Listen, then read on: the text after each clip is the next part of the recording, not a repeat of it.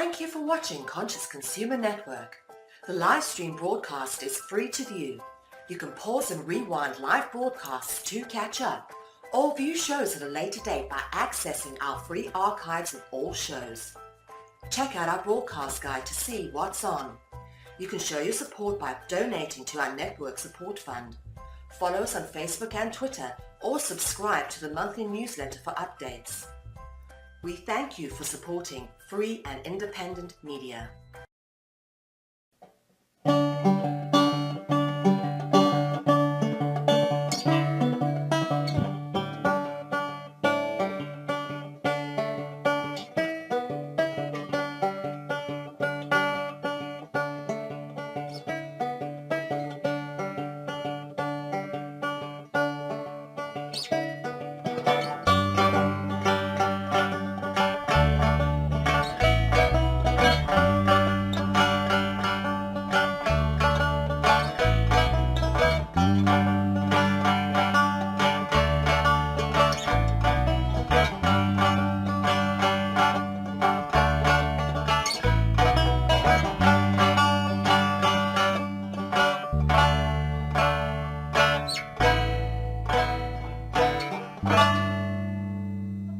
Take you now to Berkeley, California, where we're seeing violent demonstrations underway at this hour. These are clashes. They're competing between political rallies, two of them in the city. Some are pro-Trump, the others are anti-Trump. And some of these have been staged really asking for President Trump to release his tax returns ahead of next week's, of course, National Tax Day. I'm joined on the phone by KCBS radio reporter Jenna Lane in Berkeley. Jenna, we're seeing these violent images. It appears to be a dumpster that's being pushed around. What can you tell us?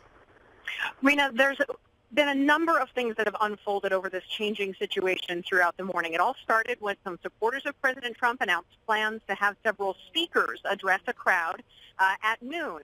Well, a group calling itself mostly anti-fascist showed up around 10 o'clock to make sure that people would know that not everyone in Berkeley supported these speakers.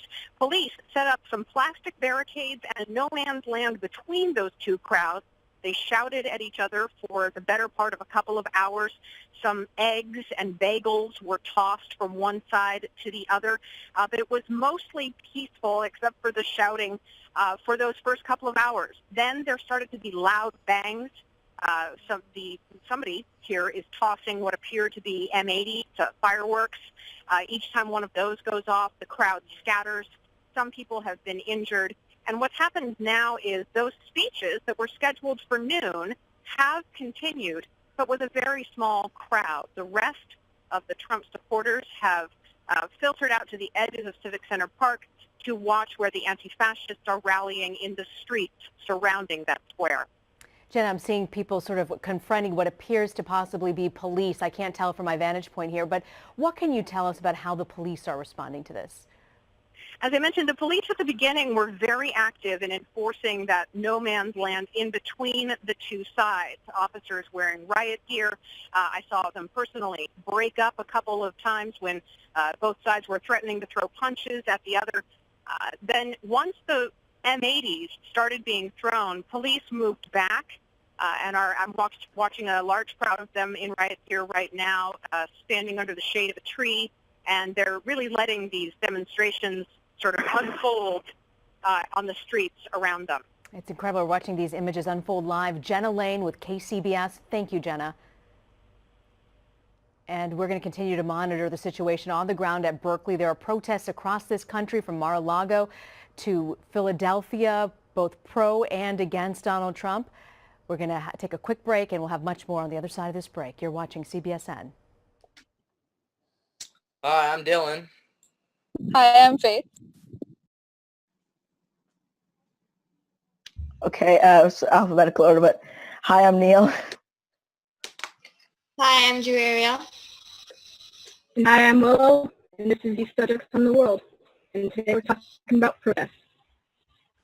Does anyone have anything to start with?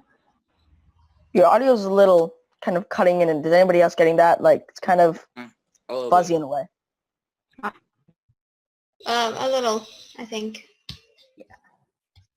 Okay, who wants to start? I'll ask like you guys from South America or not South America. Oh my God. South Africa. I was gonna say South Africa. Are there any like things about protests in your country or things that people are protesting? Uh, Absolutely. Historically, recently or not, South Africa has been a place full of protests because we had a period of time, I don't know if you guys know about being in America, called apartheid, which is basically the oppression of everyone, of black and colored people. Most so that was huge. Americans like know about that.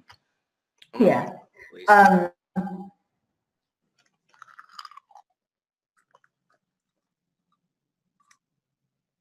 So like, also there were youth protests, big youth protests, student protests at schools, things like that. So that was hectic.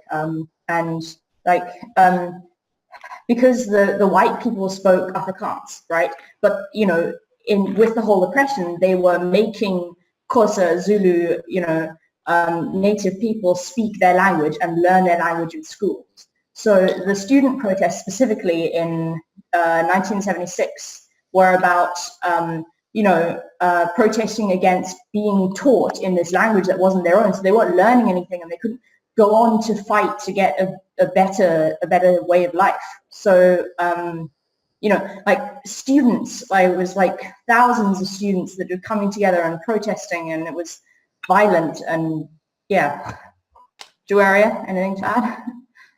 Well, talking about students, recently, over the past, what has it been, 2 years, 3 years? We've had loads of protests in universities, especially about free education and rights to an education and everything along those lines. And it's like at one point it got to like a really crazy point where like they were like breaking into shops and stuff like that, and then there were like two sides to the whole protest where it was like some of the kids just wanted free education, the other ones were insisting on more than that.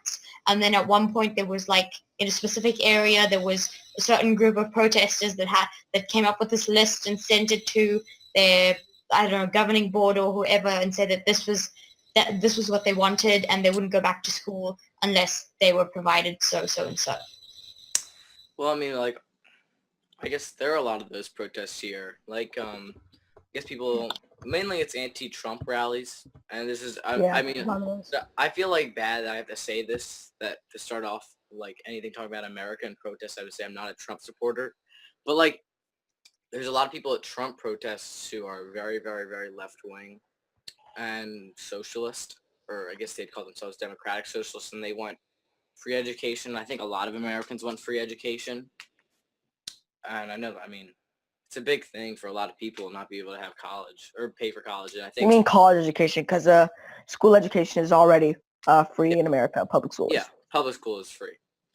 But it's like, I think that was a big thing. If you guys know who Bernie Sanders were, I know most people in America know who Bernie Sanders was, but he was who most people on the left like. I mean, I guess obviously not because he wasn't the Democratic nominee, but he was very, very, very for free college, and he came up with ways to make free college, which, in my opinion, are total nonsense considering his plans. He was a socialist, and he's a socialist. That doesn't work. That's what a lot of people, I think, who want free school and free stuff assume that socialism is good, and I think a lot of people on the left assume that socialism is good. And I'm not even going to say I'm on the left. I guess I call myself a moderate. I'm sorry. Yeah. And that's a big problem that people have. I mean, it's not a problem. I think free speech is one of those amazing things. It's not even the most important thing in all of a democracy is free speech. No matter what people are saying, I think you should be able to say what you want. I think free speech is extremely, extremely important. And I think if you don't like someone using their free speech, you should use your free speech to counter their arguments. That's what's so great about free speech. Everybody gets a say, and then, yeah. But I think that, definitely related to what Dylan was saying. It's that there are some problems happening where it's like there are the whole safe space argument, and it's like that kind of violates almost, it's like there are protests about that happening. And the thing is that it's kind of an anti-free speech zone in a way. I know people say it's not anti-free speech, it's an anti-hate speech zone. But the thing is, that's a very, very slippery slope. I think there's a very fine line between hate speech and it's like a very, it's hard to say. I think that here's the thing. I think that the only time that free speech really becomes a problem is when it becomes terrorism. And terrorism is where free speech ends. And it's where instead of saying, "Oh, I hate you, you suck," you're saying, "Okay, I want everybody to go kill this person as soon as they can." That's called terrorism.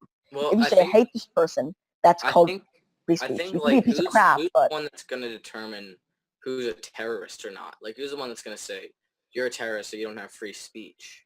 I guess by definition, I don't think it's the free speech necessarily. It's the action of saying, "I want people to kill you. People should kill you. This is how they should kill you. Go out and kill them now." Mm-hmm. That is terrorism. Well, so violence and, when it becomes about like just death and prejudice is what. I kind of didn't hear you because it kind of broke up a little bit. Like when you're talking, kind of. I don't know if anybody else got that. Yeah. But so it kind of Yeah. It's probably my internet. Can you hear me better now? Yeah, a lot better. This is a lot better. Okay, cool.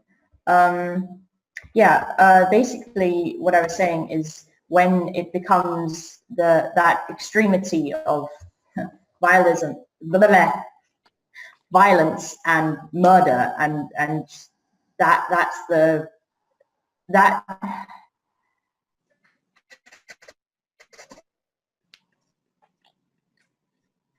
line at the end of free speech is when it becomes not about expressing your opinion, but about actively wanting to sentence. Mm-hmm. Yeah. Yeah, I don't know if like terrorism is the best way of saying that, just because, I mean, there's plenty of people that would call the right wing terrorists. Plenty of people. But I guess saying that it's like that once it becomes the intent to kill someone, like actually kill someone, yeah, definitely that's where you draw the line. Or even threatening people too. Yes, threatening people to some extent, but I guess. Yeah, to an extent, yeah. Yeah, I guess. Yeah, because. Go ahead. Hmm? Oh, I was gonna say because like that's kind of what that's hate speech, because it's hate speech is talking bad about someone or saying that they don't like them, etc. But when you start talking about actually doing something, is kind of where you cross the line, because there's a difference between saying something and then actually implying that you're going to do certain things. Definitely. And like, I don't mean to keep making this about America, but honestly, that's all I really know about, and that's all that's ever in any sort of news. I mean, at least in America, but I guess that makes sense. It's like, me and Neil, we like this one guy. He's he runs a semi right wing. Well, it is right wing. Well, let's be honest here. It's right wing. Yeah, news outlet, but he's not insane. I'll say that. Yeah, he's not insane like some people in the right wing. But his name is Ben Shapiro, and he had this one speech at Berkeley University, and there are some really enormous protests there. Yeah, it was serious. They had to get police involved. They had to get lots of police. It was turning violent. Lots of like people who are on the left. A lot of them are like communists, at least in America. A lot of them are communists. I wouldn't say a lot of them. I'd say the vocal minority of protesters. Yeah, the local minority, and that's the same thing as the right too. Yeah, the vocal minority. I would say though that a lot of leftists are socialist or democratic socialists at the least, but there were some really crazy people out there that like really wanted to hurt this guy, and it was really quite insane. And they were talking about oppression and some really crazy stuff. But Yeah, I the think like, it was police really, involved. I think it was really interesting because the guy Ben Shapiro, who they were protesting, was all for them being there. It was all Yeah, for them because of free protesting. speech. He was like, yeah, I love that there's free speech, and I think I still will say this, free speech is so important for any society to function. And I just thought that was funny because the protesters were totally against Ben Shapiro speaking.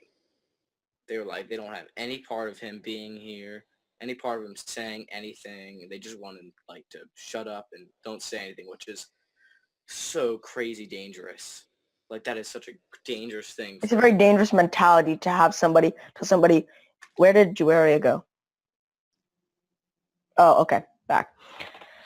But it's such a dangerous mentality, yeah, to have the mentality of they should not be able to speak. And that's really, it's very ironic because it's very anti what they're doing, which is protesting. Mm-hmm. Exactly. I find this, in South Africa we have this one cartoonist, his name is Zapiro, or that's what he calls himself. I'm not entirely sure if that's his name. But he releases a cartoon, I believe it's every day, and he usually attacks, not attacks, but he speaks his mind through a comic strip or a comic scene that he writes, and it's all about, and he basically likes to speak the truth. So for instance, in our country, when you have stuff like our president who like spent billions of rands building his own house, and people were protesting against because he used billions of taxpayer money to build his house, and of course that's not right. So there was this whole march and fight, and Zapiro had this really interesting way of, or still has I guess, of making these comics and showcasing the truth. And at one point I believe he made a comic, and he was actually asked or were like sued or something to take it down because the president or someone found it extremely offensive. But the thing was, it was his free speech, and it was, most importantly, it was like very truthful. So I find it very inspiring when someone has the courage to speak up so boldly against something that's very wrong. And I think it's very good because it tells other people that yes, it's a right, it's fine to say what you want to say, because you do have the right to say what you want to say, and give your opinion on any matter. Yeah, absolutely. Yeah, that's very interesting. I think it's kind of like scary sometimes because I know me and some of my friends are talking about this, about just people staying in their echo chambers of news, and Yes. how it's not necessarily like, it's not like people aren't getting free speech, but they're almost denied the ability to even comprehend the other side's point of view. I think protests can sometimes invoke a mob mentality of we're amazing, we're great, the other side is horrible. Because here's the thing, and I'm not saying protests shouldn't happen. Protests are great when they're done correctly. And even if they're done incorrectly, they should still be able to happen because of free speech. But the thing is that it's like a person is smart, but people are stupid. It's like a saying. It's not always true, but I mean, mob mentality can definitely occur. It's like, I don't want to listen to anything you have to say. You're evil. You're horrible.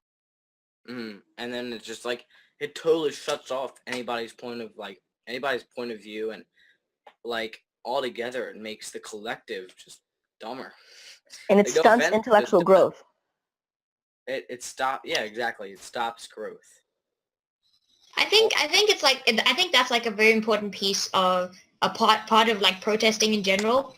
Like when it comes to protesting, like yes, you'll have that certain amount of people who are actually protesting for the right reasons and stuff. And then when it gets very large, then I guess everyone kind of tends to lose sight of what they're actually protesting for. Like as I mentioned earlier, the protests for the free education in South Africa.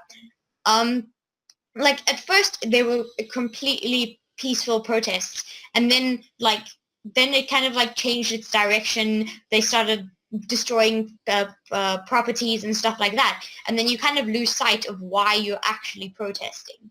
I think it's very important, like, if you do protest, to keep in mind what exactly you're protesting for.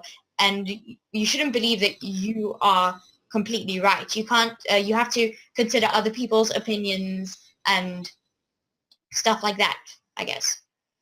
Yeah, I think that happens a lot here with the Trump protests, and people are.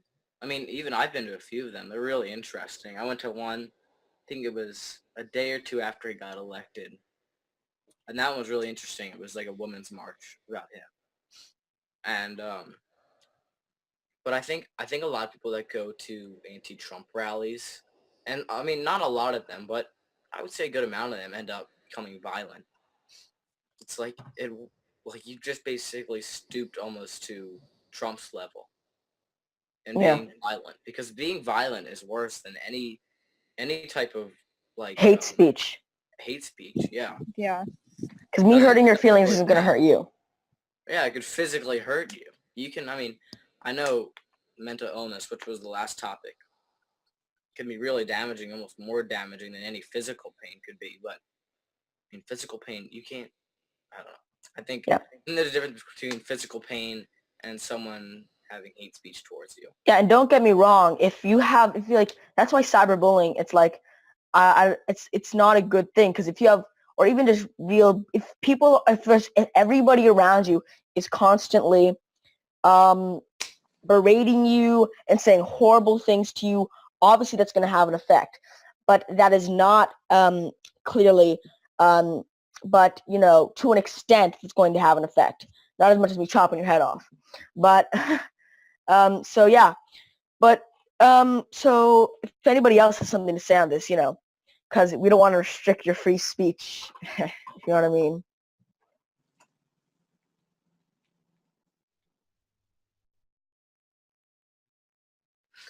I mean, I don't. Are you guys gonna say anything, or I can say something? I mean, all right. Where should I go? Do any of you guys go to any protests? Like, attend any? I did remember what I was gonna say, but I mean, I only went to that one, and it was in Philly, which is I live kind of near Philadelphia, and there was a pretty big women's march there. I think they had some keynote speaker. Like, if you guys have ever seen Rocky on the steps where he climbs up after the marathon, they had a big speech there, like in the art museum. And so we Yeah. went there, and there were a lot of people there, like a lot of people. Probably Yeah, I I would saw that. 10,000 people there. You saw that? Yes. There were a few of them around the country. But what I was gonna say about protesting is I think some people give it less credit than it should, because protesting is really what stopped the Vietnam War in America. Yeah. I think it's like the only war we actually ever put on record of us. Well, they didn't even say retreating. They didn't say losing. They said honorable retreating. Like that was a lost cause, but essentially we lost.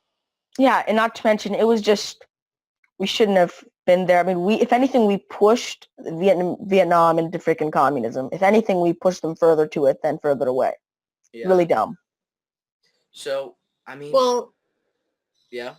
yeah. Oh. I was gonna say protests. I haven't personally been to any. The one had planned on going to, which I unfortunately couldn't make it because I lived 3 hours away, was a march against Monsanto. So Monsanto is basically a ginormous company who, unfortunately, I don't know enough, or I don't remember much about it, but it's basically a huge company that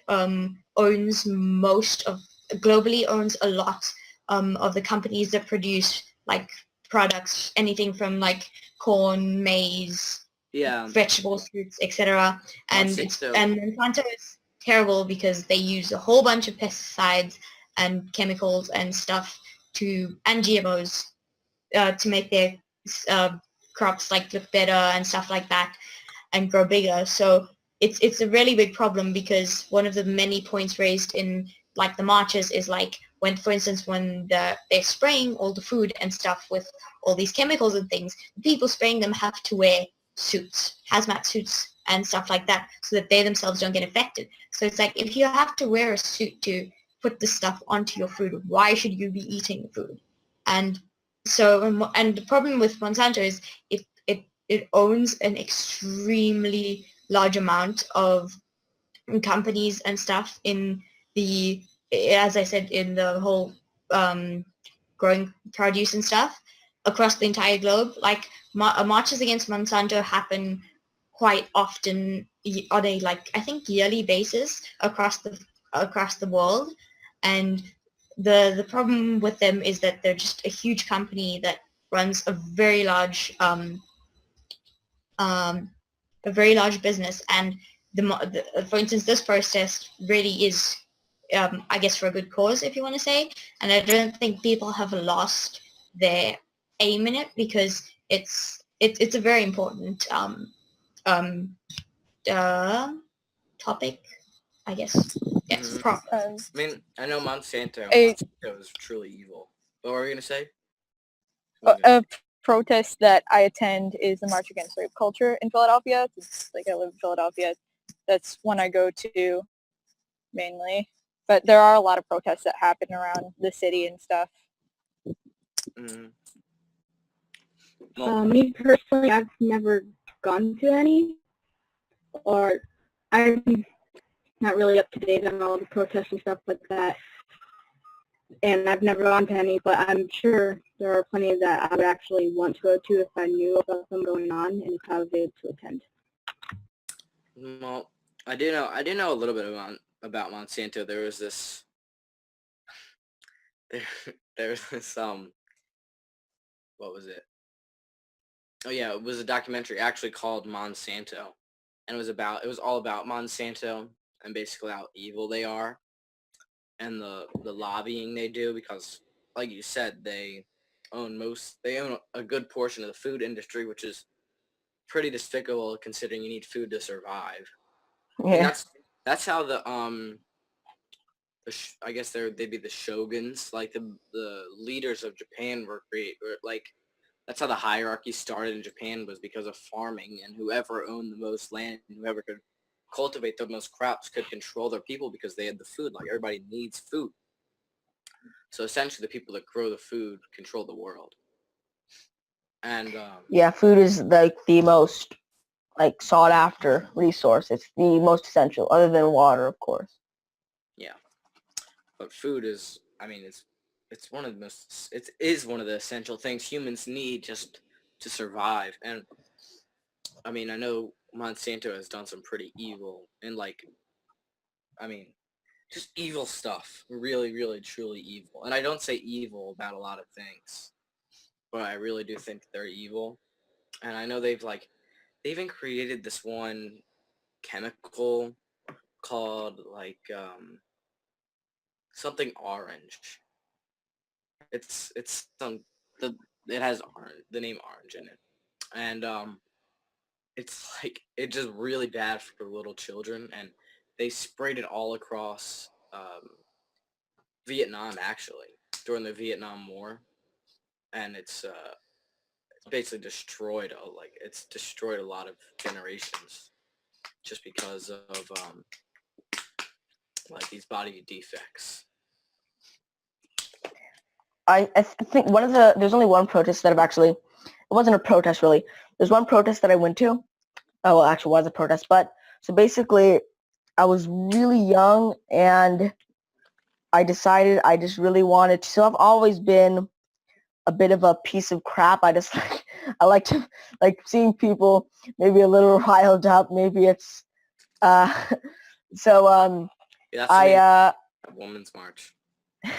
so I went to it was when Obama and Romney were versing each other in the election. Century. And there was a Mitt Romney there was a Romney like Romney was going to be speaking there, and I don't know really why I did this. I guess I just wanted to kind of like provoke.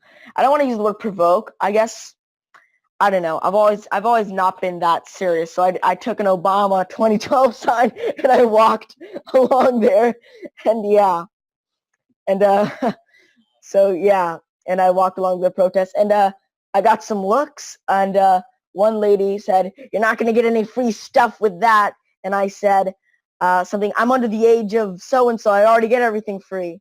So and That's yeah, amazing. so that yeah. But other than that, I haven't really been to any protests. I've seen a few, like just driving past, and obviously heard on the news and on the internet. These days, everything's connected. But yeah, that's my personal experience.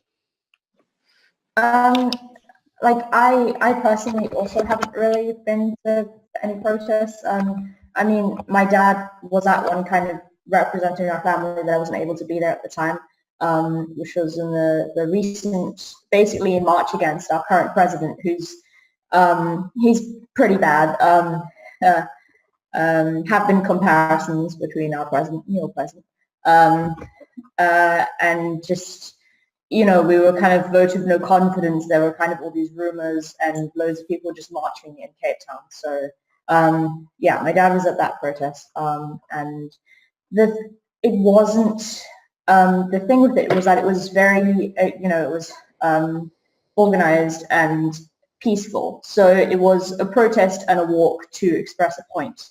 And I think that's really the way to approach things with like free speech and non-violence. That kind of way of approaching things. I don't understand why so much violence has to happen at protests. Kind of unnecessary and just hurts everyone around them.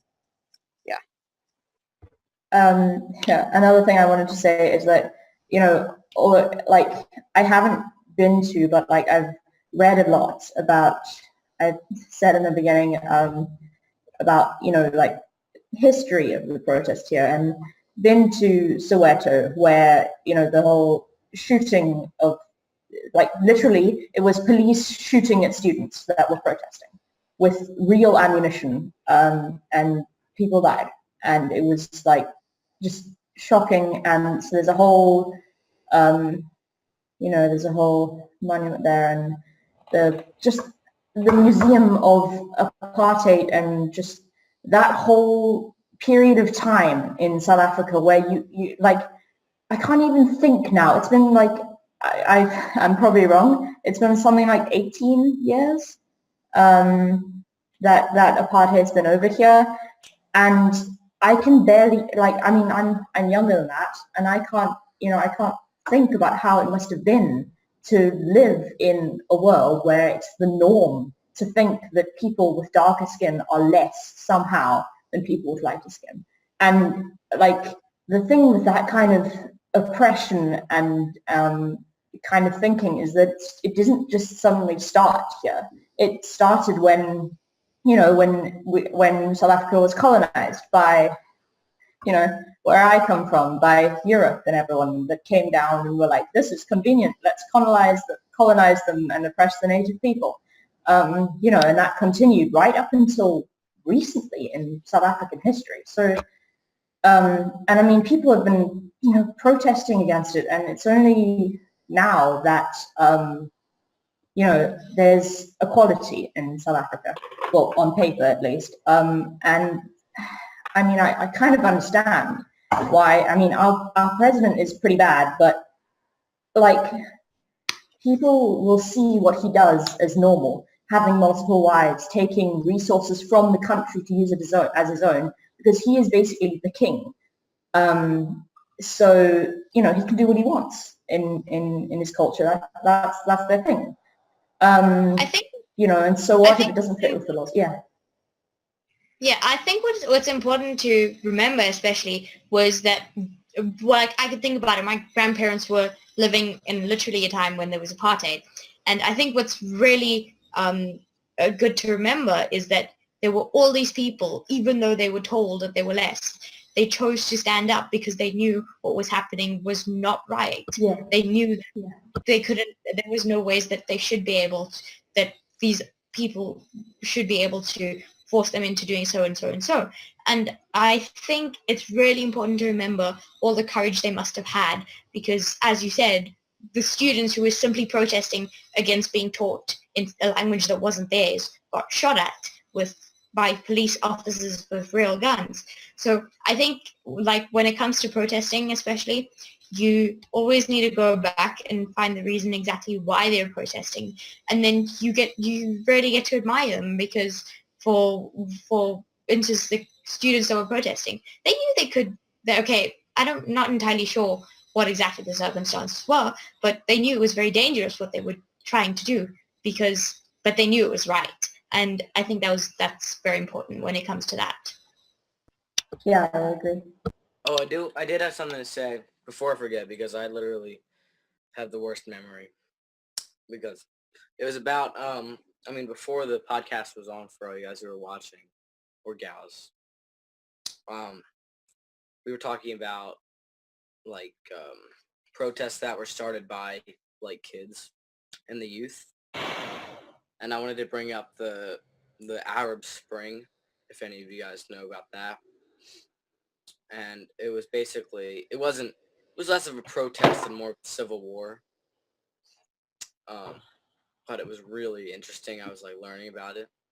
And basically what happened was these youth and, I guess, Libya and a few other Arab countries were really annoyed with, like, this is just for Libya. I know more about Libyans.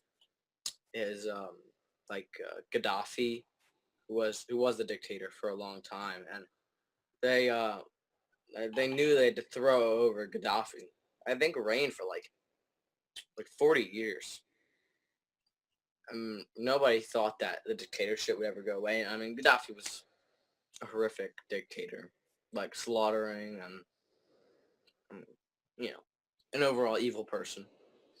And it was basically this entirely youth-ran revolution, and it was kind of crazy because it took, like, all these normal 13 to 17-year-old kids off the street that were, like, just playing basketball one day or playing soccer, and then the next day they're real soldiers, and they're actually fighting him. I was watching this. It was a whole documentary about it, and they talked to one of the soldiers. He was saying he never really thought that they could ever overthrow him. And again, this kid he was only like 16 when the war started.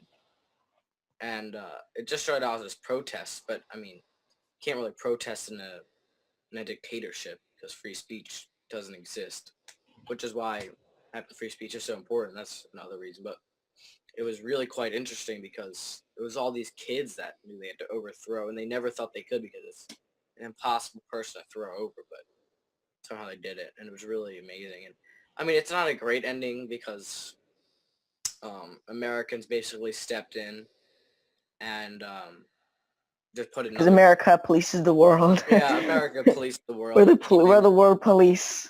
Just put another dictator in, and he's not as bad as Gaddafi, but he's... Don't worry, guys. Democracy will eventually kick in. Yeah. Don't worry, guys. Iraq is just going through a rebellious stage. Democracy will eventually kick in. Don't worry. It'll happen. Yeah. And, well, there was another... it was a big thing in South Africa about, was it a year or two ago? But I don't know if you guys know about the Palestine-Israel war. But basically, Woolworths, the food company, apparently had like I think it was just one fruit or something that they imported from Israel. And everyone was like, okay, Israel is a terrible place and they're a bunch of terrible people who are basically invading other people's land. Why are you buying from them? Why are you supporting them? And so basically, a whole load of people decided to boycott Woolworths. And so basically apparently they lost an insane amount of business in that entire year because hundreds of thousands of people decided that they were going to boycott Woolworths because it was for a solid reason. They're a huge company. They could get this product from literally a lot of places, but they insisted on importing it from Israel, a country who is really not doing great things at all. So so our country, and I believe lots of, I'm not entirely sure about any other countries, but our country went on a boycott Woolworths campaign, and my family and I were part of this. It wasn't really much, except like, for instance, it didn't involve, I think there was protesting at one point, but the basic thing was just to boycott it. So we boycotted it for a very long time. And then I believe they came to a resolution.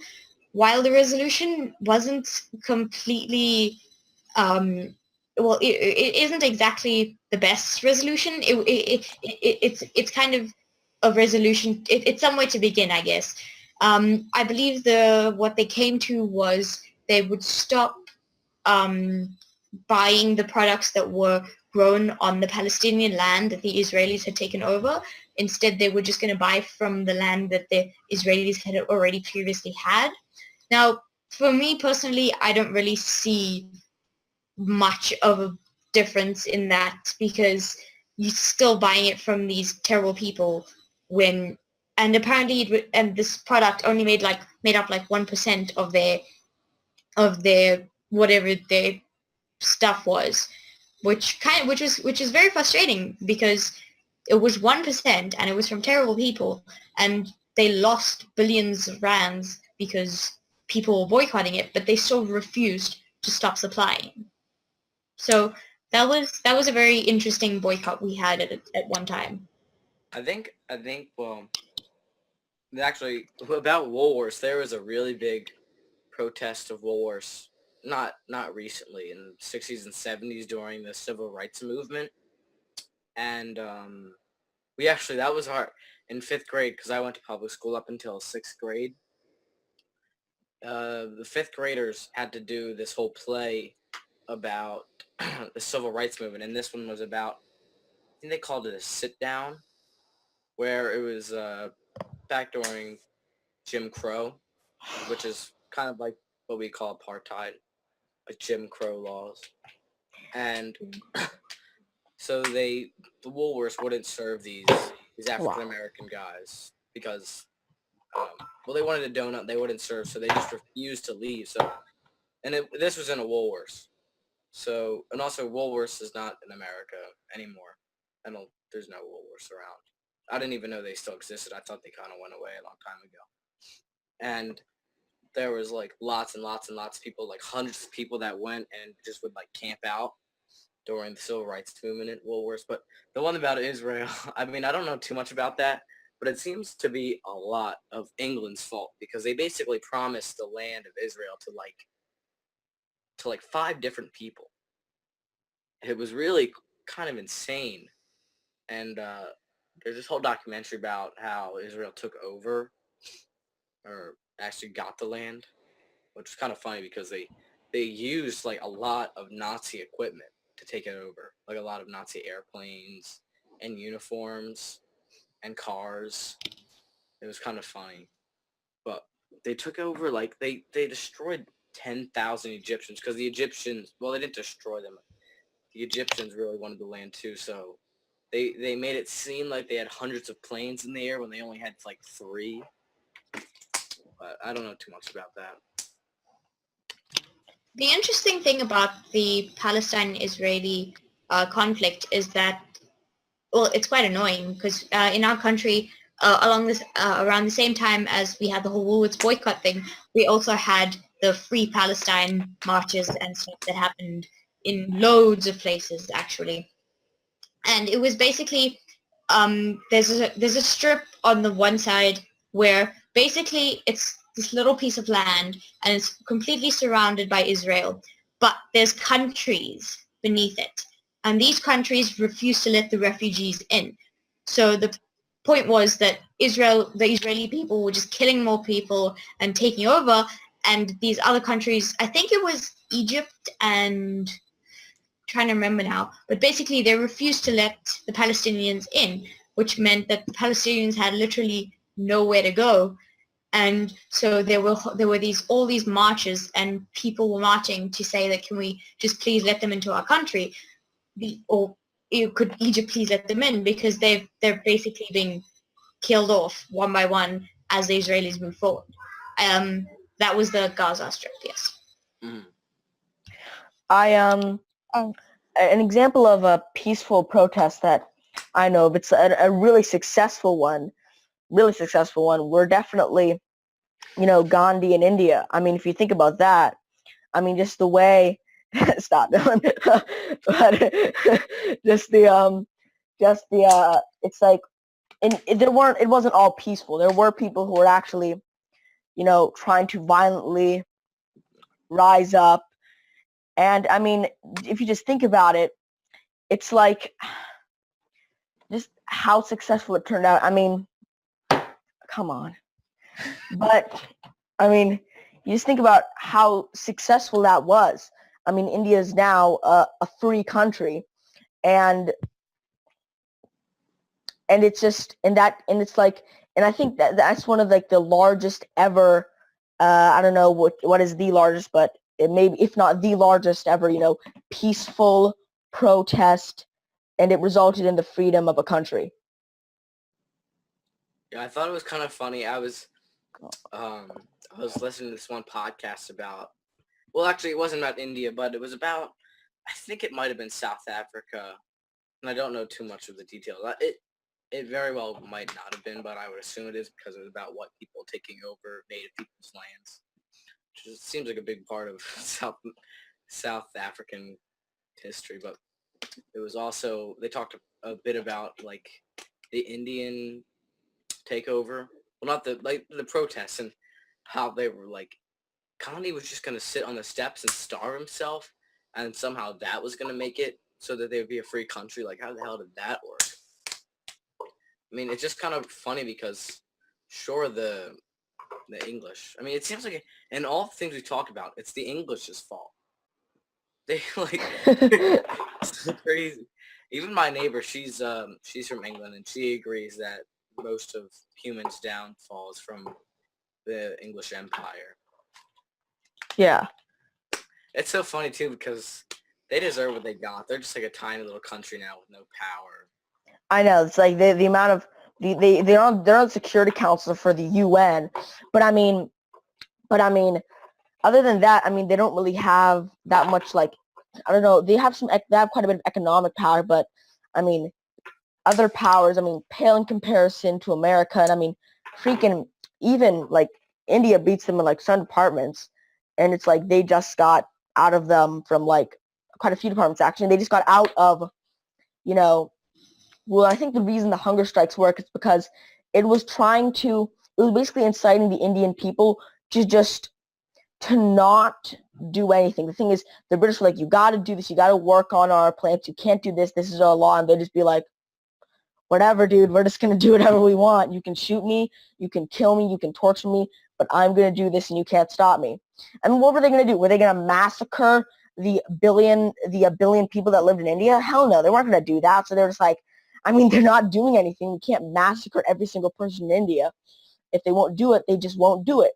So they Another thing I remember about you talking about a hunger strike was, I watched a movie with my mom. I believe it's called Suffragette, or I'm not entirely sure how you pronounce it, but it was when women were fighting for rights. I think it was in England, if I'm not mistaken. I think I saw that. And it was. I think the suffragettes were the people in America that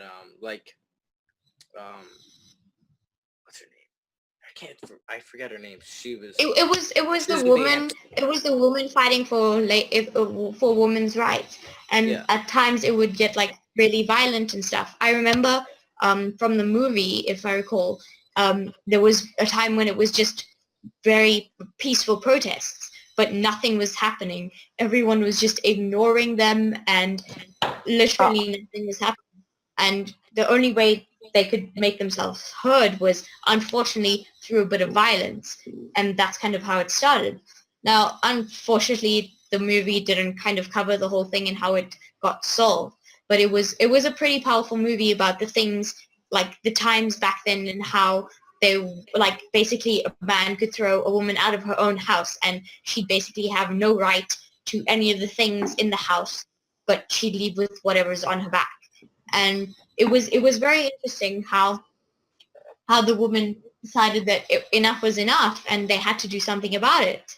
And it was all about women were getting paid way less and they were being treated differently, and how they basically they wanted equal rights. And I think that was also a very for me personally, that movie was a very, very moving and interesting movie because Yeah, it definitely was. It definitely was. Because I mean, women's rights is something we have today, and we can thank them for that, for starting it back then and putting their foot down and saying you can't have everything your way. We kind of have to be equal. Yeah, I like that a lot. I like this, like, I like equal rights, but I mean, me and Neil have talked about this before and why we don't claim ourselves to be feminists, because it's just, like, it's irrational to not want equal rights for men and women. It's, like, I think it's a little misleading when some people, like, I mean, I think feminists sometimes... Because a reasonable person wants rights for, men and women. It's like, if you don't want rights for men and women, you're not a normal person. You're something else. I don't know what to call you, but you're not a normal person. So it's like, I just like to be called a reasonable person who thinks everybody's equal. So it's like, yeah, but it's like, that's how it used to be. And I think protests can be effective, but I think we also have to draw the line between, there are three things I think. Okay, so there's peaceful protests. Then there's when protests turn violent. And I think we can all agree that when protests turn violent, that's in most cases very bad. And then there's when protests turn from violence. So these are the three stages: peaceful protests, violent protests, and when violent protests turn to revolution. And then you have to kind of think, is this revolution bad or good on an ethical level?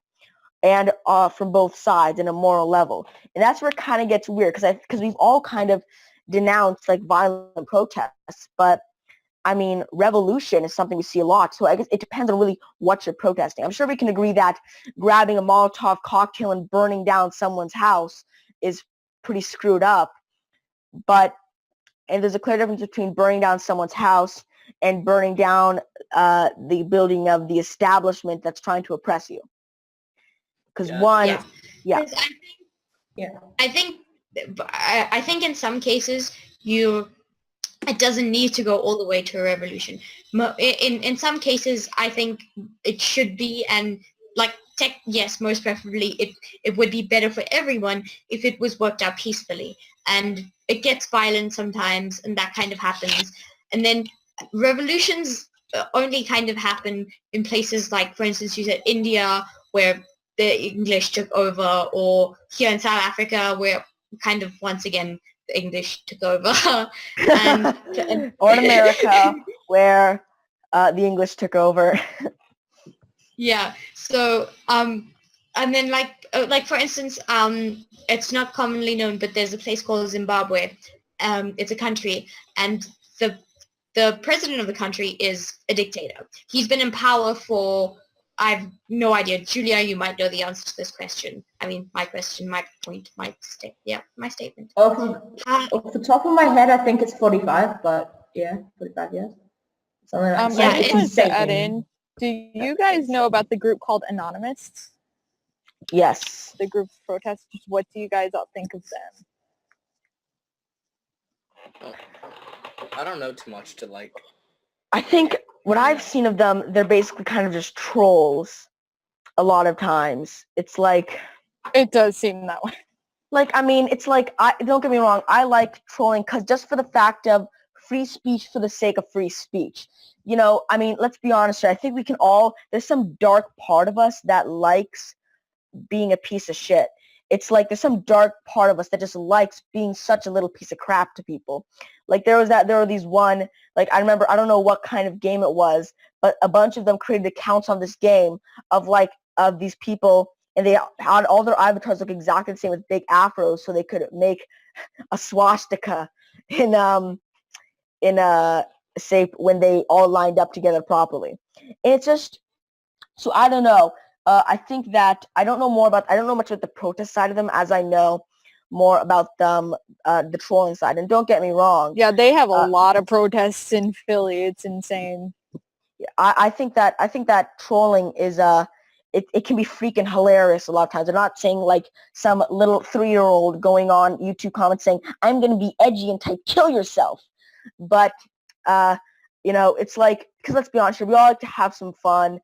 And I'm not saying it's not fun to go type kill yourself on YouTube comments. Well, maybe for some, we all have this dark part of ourselves that likes to see. And it's the same thing with self-deprecating humor and with humor like insult comedians, except obviously there's a line clearly, like if you're directly attacking somebody right now, but there's obviously a line if you're directly attacking somebody like, oh, you suck, you're the worst person in the world, and then if you're just, going online and just typing things to provoke people and start an argument for the sake of an argument and just for the sake of, being a troll. Yeah, I mean, I know quite... Sorry. Yeah, go ahead. I know quite a few people who are involved with the anonymous group, and they're very violent and scary when it comes to the protests in, like, Philly and DC, especially around the election, obviously. But yeah, they're not really...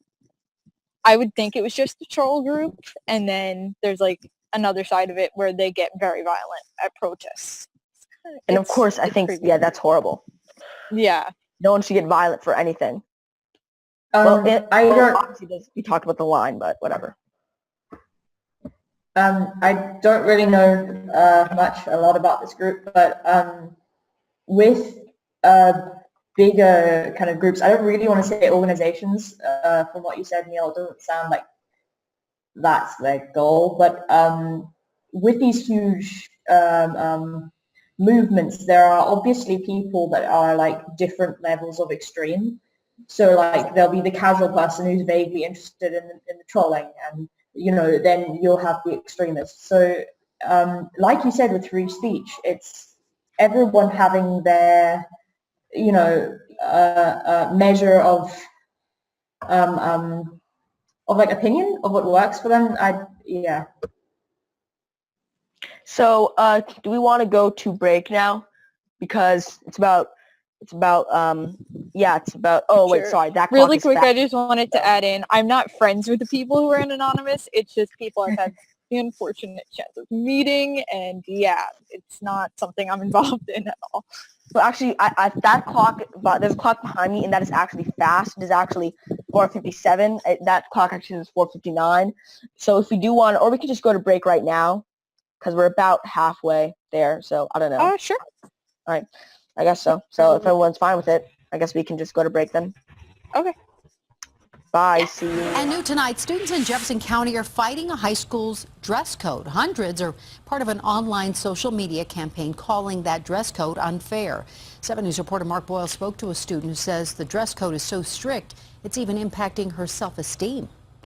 I was bullied at an early age, a very early age. Self-acceptance is already so hard for our teens. I have a lot of scars from my depression. And now this Arvada West student, who asked not to be identified, organized this social media campaign to fight back against the school's dress code policy. I dress by dresses that show a little bit of my back, my shoulders, or jeans that have holes above the knee. Another student on board with the movement tells us the policy is simply overboard. There's nothing sexual about my shoulders.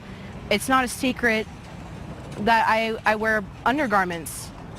And so I got dress coded for the outline of my bras. So we looked into the Arvada West dress code policy. It calls inappropriate clothing, quote, shorts and skirts that are shorter than mid-thigh length, spaghetti strap shirts, sheer clothing, camisoles, and any shirt that reveals cleavage or midriffs.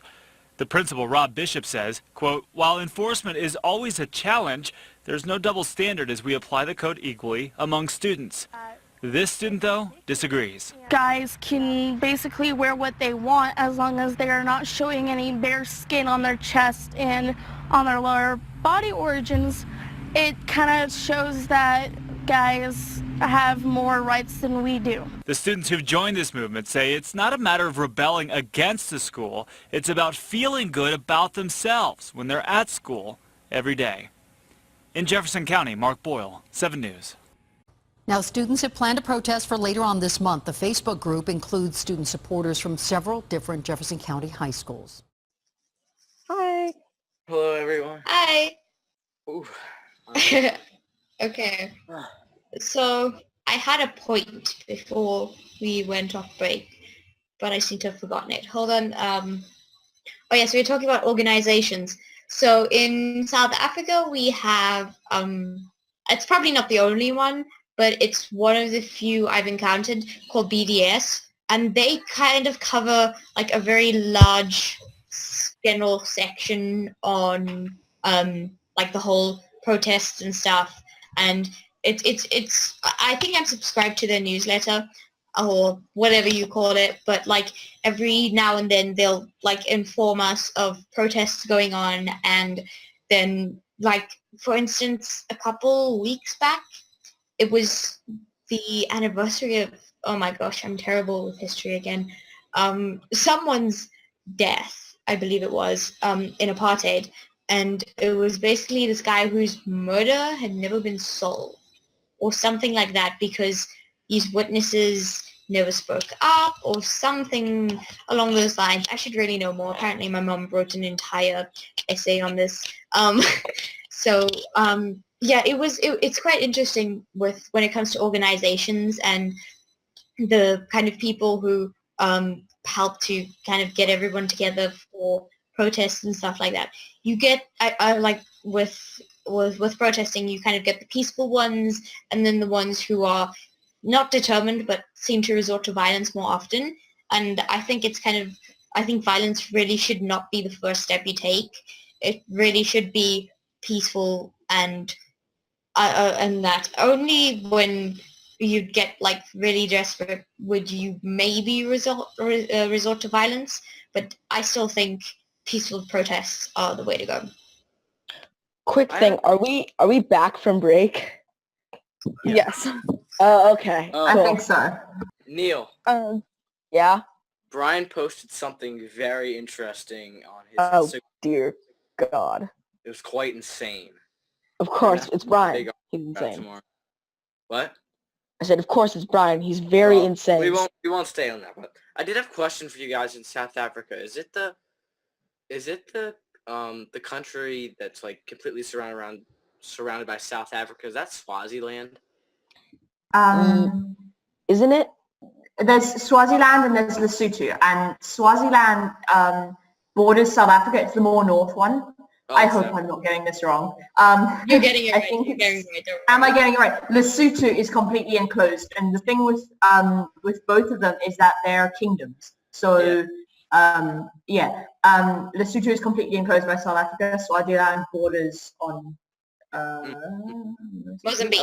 I knew Yeah. there was one that was completely enclosed by it, Yeah. and there was one that was on the border. But I thought it was interesting. Swaziland, like their king is so freaking crazy. Like, I mean, he has these enormous mansions and cars and stuff, and I think they're the only country, the only country where it's like totally, completely legal to grow marijuana. I just thought that was really interesting. It was like this whole documentary. Surprisingly, I don't know much about it. I've been through Swaziland multiple times because kind of where I live, and then Swaziland, and then like where the place where we're going to, we'd go through.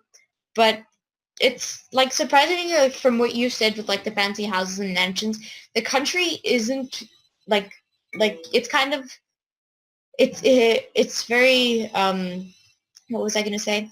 Divided, if that's the word, because like you say the ruler has mansions and cars, and then driving through the place is a completely different story. So yeah. That's the case with a lot of like dictatorships, I think, or just lots of countries with big economical gaps, and I think that is breeding ground sometimes for protests in extreme situations.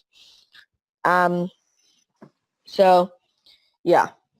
Do you guys think the internet is an effective form of protest. Like when someone shares like a post on Facebook per se, and they're like, oh, share this and help stop blah, blah, blah, or spread awareness about suicide or something. Like, do you think that actually works? I think it's a good thing, like in spreading awareness of things. Yeah. Whether it actually works is, I'm not entirely sure. Well, I thought it was interesting. There's this one TV show in America called 60 Minutes. Right. And it's actually really good. It's like kind of investigative reporting, and they were doing this one about kind of how Trump, he used like Facebook and social media to basically to win the election. Like that was a really big part of it.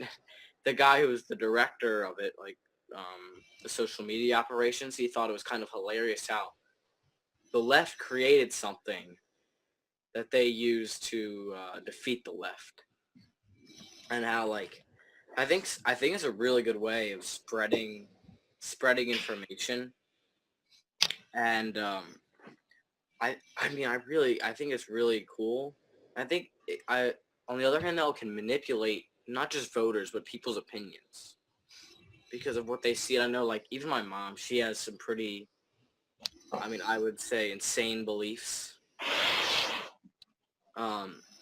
And she basically, I think Dylan and I know some people so let's say we know people that hold interesting beliefs and don't really use evidence all that much. they just use Facebook, because I know my mom is on Facebook. I wouldn't say she's addicted to Facebook, but she gets most of her news from Facebook, and it's not a great idea for most. There was like this woman who was a teacher, and she like put out this video, and she had like the cards that said things on them, and she was like, how many people can pass this around on Facebook? I think yeah, go ahead. No, you can go ahead, then I'll talk. Okay. I think social media is like very important, and it kind of has a very big role, because like for instance the whole kneeling thing with the football players and stuff, I wouldn't know about that if it wasn't for Facebook, because I don't live in America, and the only reason I know about that is because it's trending, if you want to call it, and stuff like that. So I think it's pretty, and I think it can be manipulated, and you kind of have to find the right sources, and you have to. Well, no, it was a really big part of how Trump won. I wouldn't say it's the biggest part of it, but him saying that fake news exists, and I agree that fake news definitely exists. Fake news. But he kind of branded anybody who criticized him. This person here, it's like if I went up to him and I said, hey, Mr. Trump, what do you think about this? Neil, you're fake news. It's like that would have happened. He's kind of used that. I think it's interesting because I think sometimes there's absolutely just lies. I think other times you can take the same news piece and be biased. Like you can frame it so you think one thing. I think that happens a lot with, like, my mom is very, very, very, very much, pro-Hillary. Echo chamber-ish. Yeah, she is very echo chambers, but she really loved Hillary Clinton. And I keep trying to prove I just kept trying to prove to her, like, all these things that are so evil about her. And she's stuck in this echo chamber of Facebook and bias. I'll say biased news, not fake news. Right. That she is because I think woman. Almost all news is very biased, because the people who choose to put it out there themselves can kind of put their own thoughts and feeling and opinions into it, which in one sense I guess is kind of a good thing, and in another it isn't, because if it's something like important and that really needs to be put out into the world, and it's like, for instance, take a protest. If a protest was done peacefully and for the right reasons, a news reporter could easily flip it over its head and say that it was being done for completely selfish reasons, I guess. Yes, okay, selfish reasons, and it was violent. So I think when it comes to the news, you kind of have to find your sources that kind of are are truthful, because that's very important, because you need to find a source that's truthful so that you can have your own opinion about it, because if your source is very biased, it's not exactly the truth, and you can't have your own opinion because you're not given the full story. I think that no, you go ahead, then I'll talk.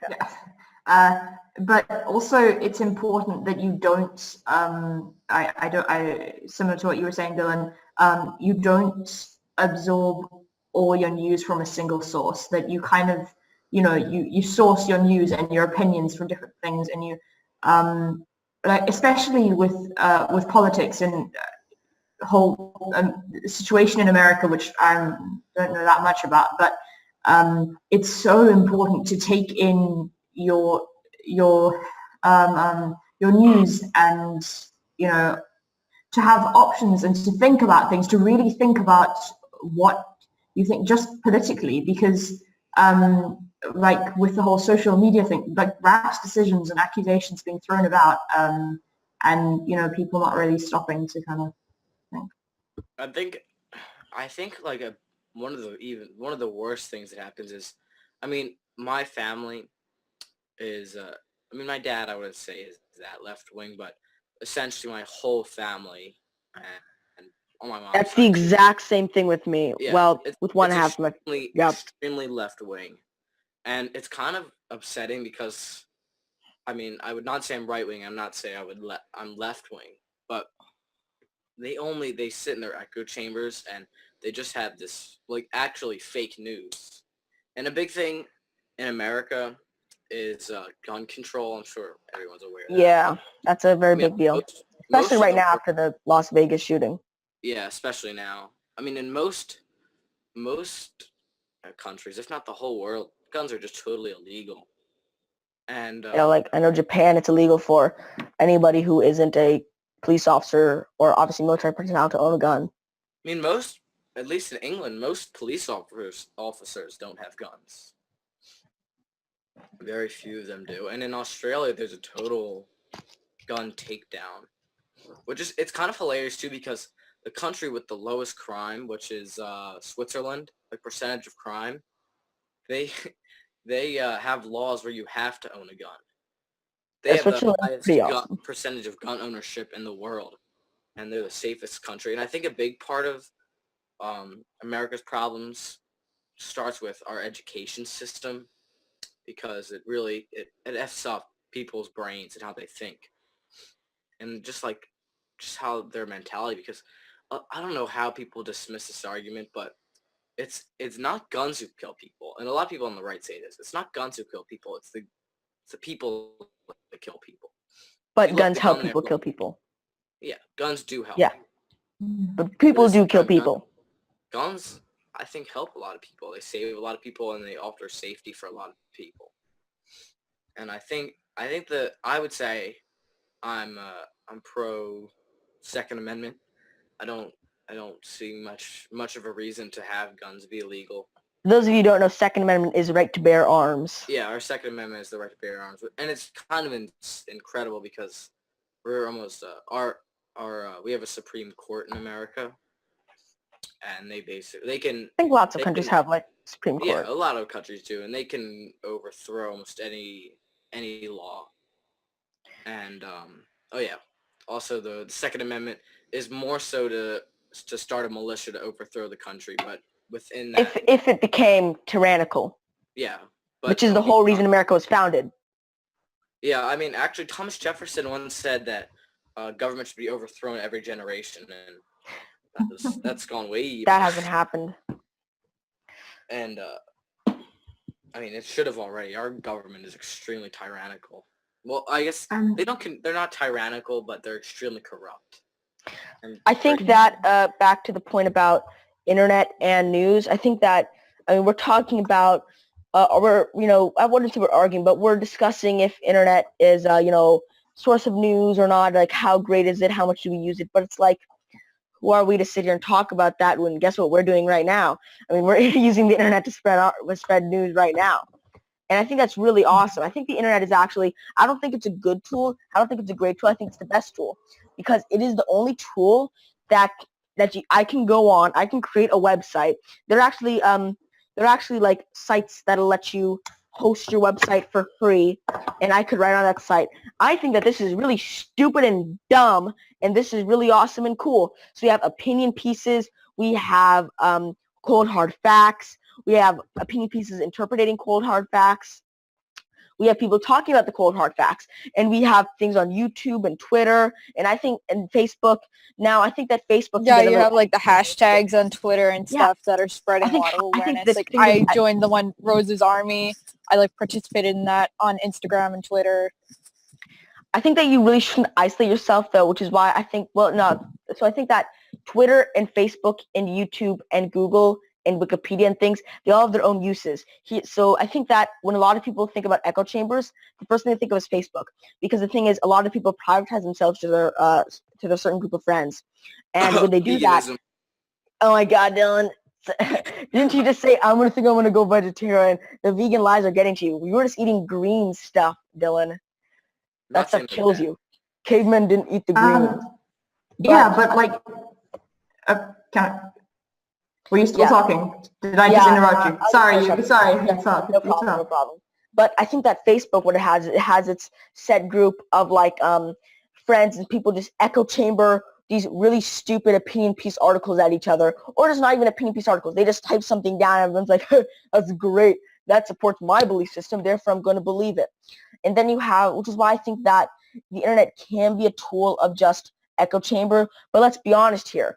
Mainstream news is more of that echo chamber than the internet is, which is why I think the internet is such an amazing, awesome, cool tool to exercise your freedom of speech through YouTube, through other platforms. And I mean, sharing something or hell, even clicking on a video and viewing it and sharing it or liking it, that helps spread the message. And people who, even if you don't spread the message, don't get me wrong, spread the message. But even if you don't spread a message, just seeing that, you are spreading the message by spreading it to yourself. So I think that's where the internet is just, it's not a great tool. It's the best tool. No, like even, I mean, I guess it starts with me going to our Sudbury school, but I think the only reason I know all this stuff is because of the internet. Actually, I know that the only reason I know all this stuff, or know anything, the only reason I formed any of my opinions is because of the internet. And even like that guy I was talking about earlier, Ben Shapiro. I mean, if I was just to watch cable TV news, I know. be the most left-wing of left-wingers, except for Fox News. But Fox News is like the Republican big news outlet, and they're kind of Fox News is fake news, but for Republicans. I would never be able to form any opinion. Yeah, and I never would be able to form any of these opinions I have because they'd be just shut down by everything. And a lot of news is just so dumb. They are so incredibly dumb. What I like about the internet is you can pick and choose what you want to believe. And I think a lot of people see the news and they think that is a place where I can get reliable information that is always true. And that's what I'd want the news to be, but it's not. It's not even close to that. Like, we were watching this video, me and Neil, about Neil and I, Dylan. Neil and I. Who took a flu vaccine, and now she can't walk forwards. And this was on like CBS News, like an enormous news outlet. And basically, it was so dumb because she couldn't walk forward. She could run forward, and she could walk backwards, but she could not run forward. She just physically could not run forwards. And bottom line is that they found out that she was scamming. Yeah, and it's like so obviously fake. And we were so confused about how dumb this news was. And there's so much news that is so dumb and so wrong. And just lies that are spread, which is really bad for our, not just America, but for, I think, humans in general, just to have wrong information. And I think partially, like, I was going to talk about this, about YouTube, and how they've kind of been suppressing free speech in one sense, and it's almost the left's idea, the alt left, their idea of what freedom of speech should be, because so there's lots and lots of late night talk shows, like they're comedians, and somehow people get their news from them, which is another topic entirely, but essentially people get a lot of their news from comedians, which makes no sense to me at all. And Julia, you wanted to say something? oh yeah. Yeah. A few things now by this point. Yeah. So first thing that I wanted to say is the kind of the origin of education and the education system, and was to basically English, when they came and colonized a country, wherever it is, be it South Africa, America, would, they started up schools so that they could, indoctrinate other people when they were young. So by the time you were grown up, you'd had so many years of this being forced into your system that was, all you could think. And like for factories in Victorian times, they wanted workers, they wanted people that would go to class when the bell rang, right? So that whole education system, which is so outdated, I know that the topic of this is not education, but we touched on it, and I wanted to say that. Yeah. I think, at least in America, the education system was... and then... Oh, yeah, sorry. No, it's all... Oh, I don't mean to interrupt. Yeah. That's cool. The education system in America started by really big banks, like JP Morgan, and what's his name? Something Rockefeller, who was he was the first billionaire. Joe, I don't remember. I don't know, something Rockefeller, who was a big oil mogul, but essentially enormous banks started public schools, and it's basically like if you were gonna run the biggest scam of all time, you would want your public, like the people who you were scamming, be ignorant of it. Yeah. And actually, there's a great book. It's not necessarily about that, but it's written by this one guy named John Taylor Gatto, and his book is called Dumbing Down America. He was actually a public school teacher in America, or in New York State, for I think like 40 years. And out of 10 of those years, he was voted the #1 public school teacher in all of New York State. And he's considered to be like one of the best public school teachers in New York history.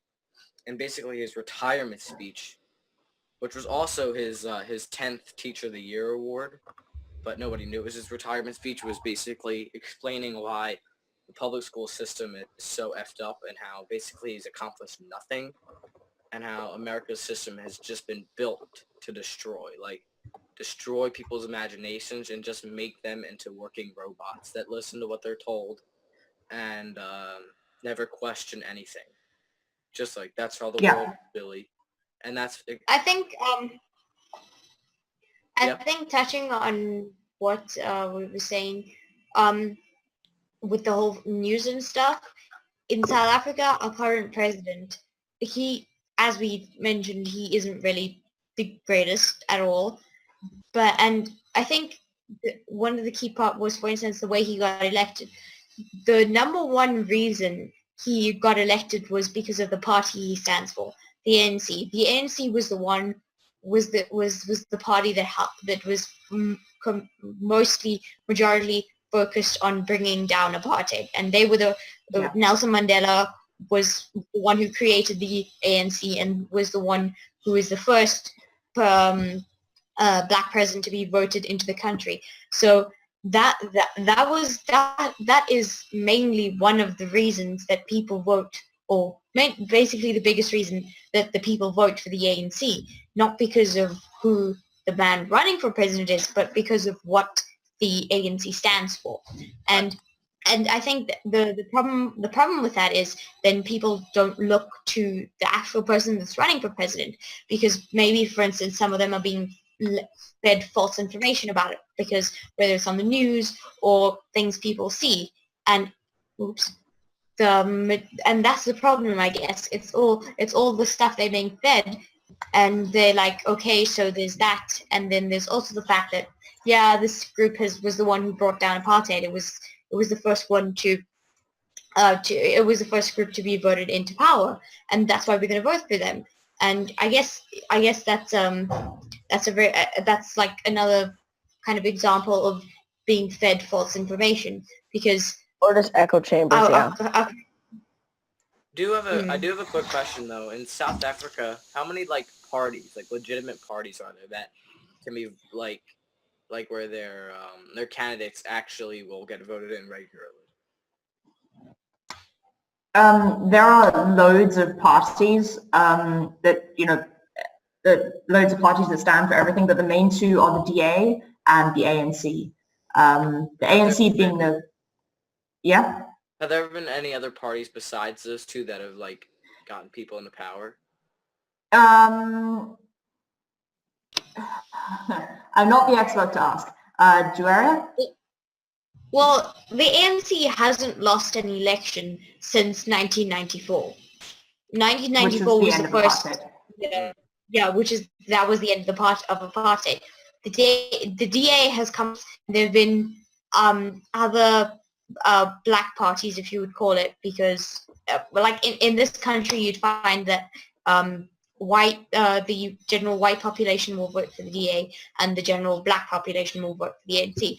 But there have been other parties that have got large majority votes over the years, but it is just completely, the ANC has won every election since 1994.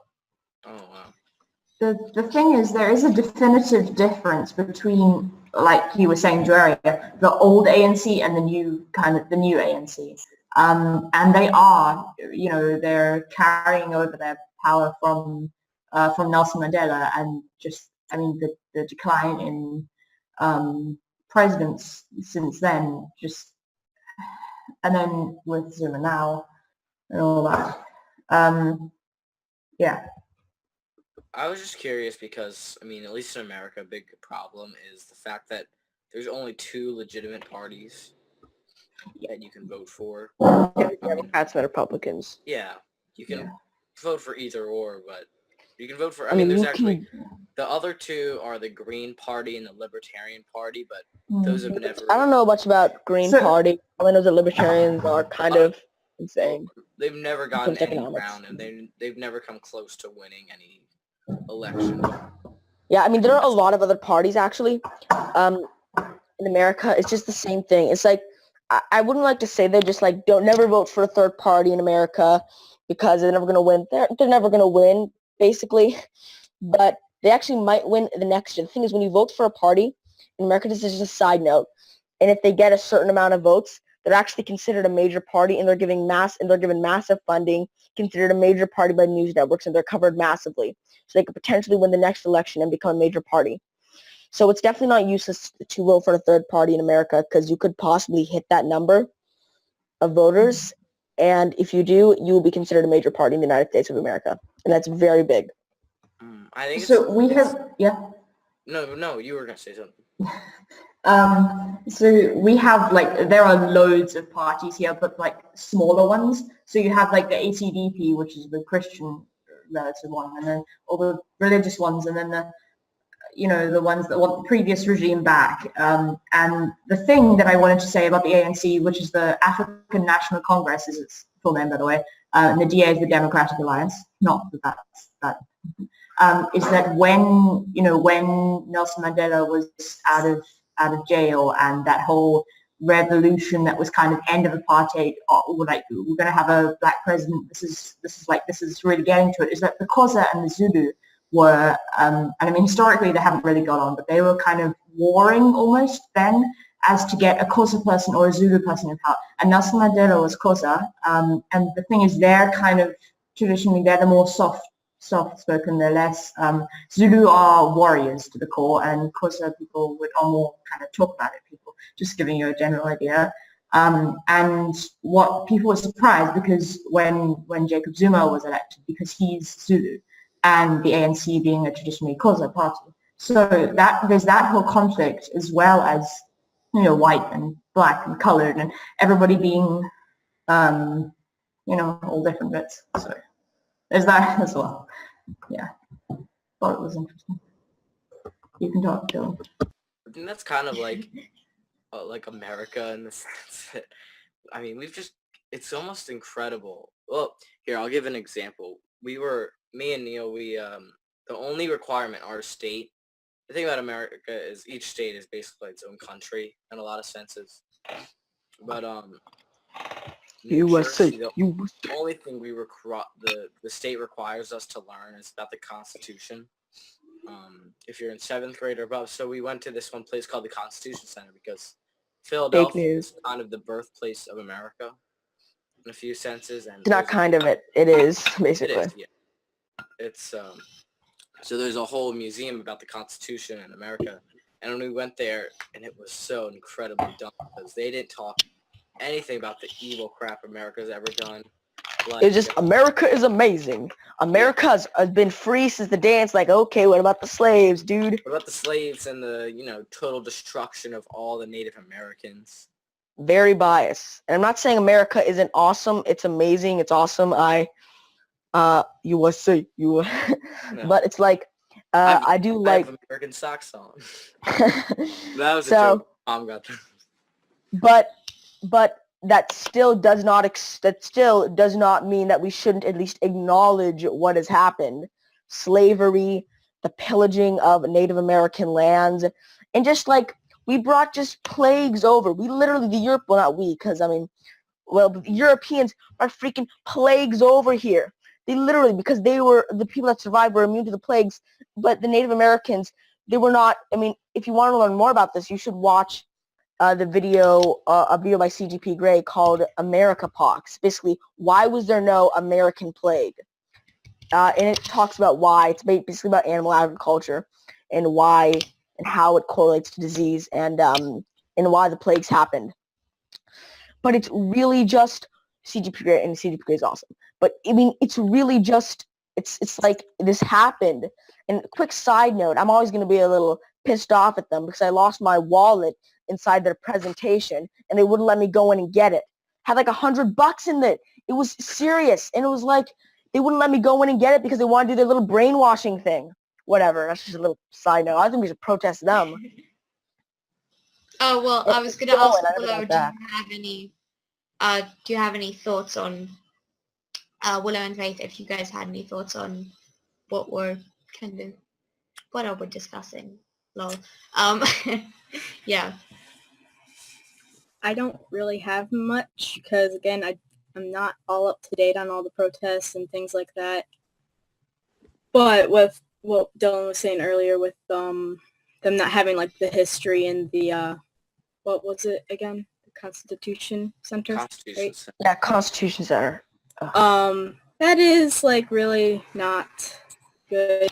Because if you hide your history, then it's just like, oh, yeah, that's fine just to do it again. But, like, that they don't hide, like, the history of, like, World War II. They actually, like, make sure everyone knows so, like, that doesn't happen again. And well, it's kind of funny considering there's so many conspiracy theories Americans have, which I'm not going to say all conspiracy theories are lies because a lot of Alex Jones. Yeah. Alex Jones, Free Guys, and he talks like a severe chain smoker. he's like he has a lot of, I'll just say, ideas. But yeah, sure. That's a lot of people who believe World War II was I mean, for a long time, World War II, Americans were not in it. For the first maybe 5 years of World War II, Americans were very, very, very much against. It wasn't until Pearl Harbor. It wasn't until Pearl Harbor, but mainly because World War I was so devastating for Americans and it killed so many people. And nobody was like, we ain't getting any of that crap.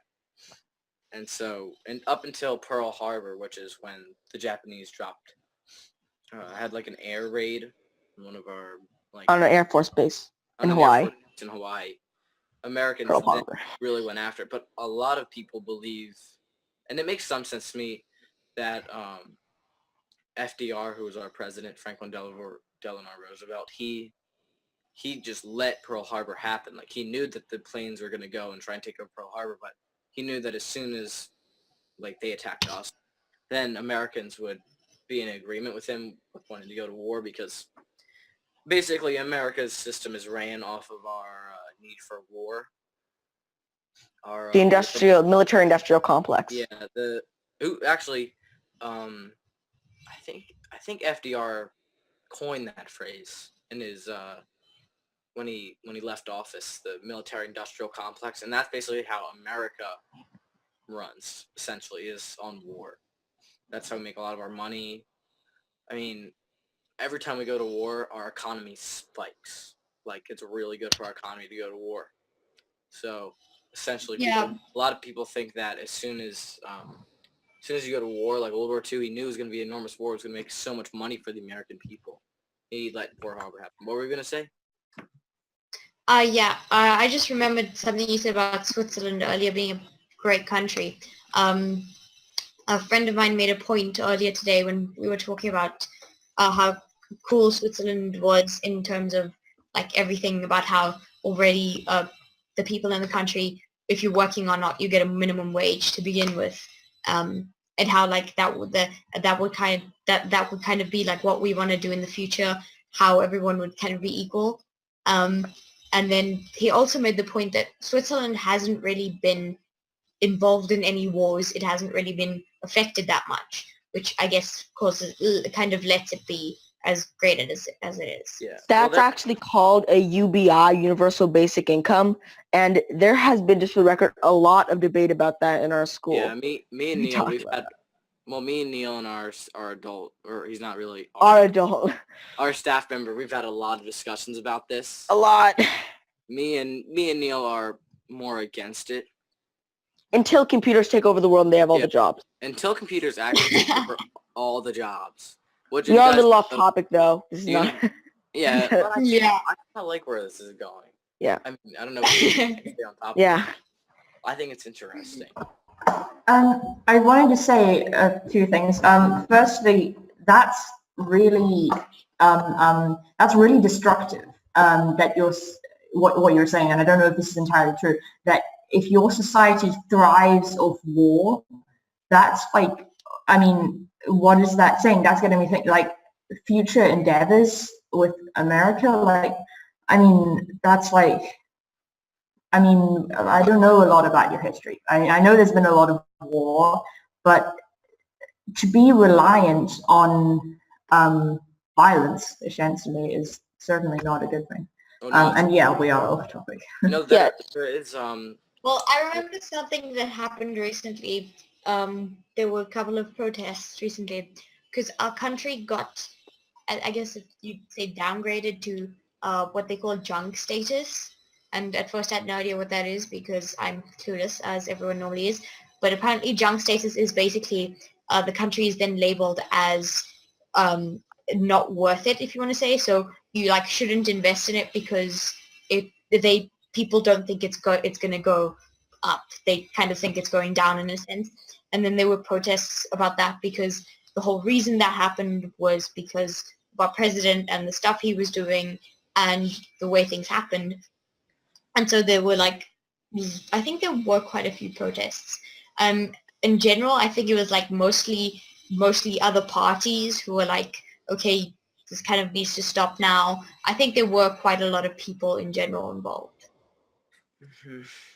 What do you guys think would happen if they reinstated the draft? How would it be? Into the military? Yes.